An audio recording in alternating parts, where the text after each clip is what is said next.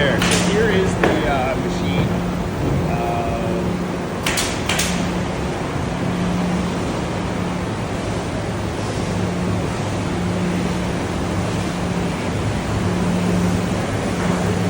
Still hooked up. So we just don't use it often. We use this guy for all our stuff. Mostly stuff we used to do. We're subbing a lot of it out anyways for this. So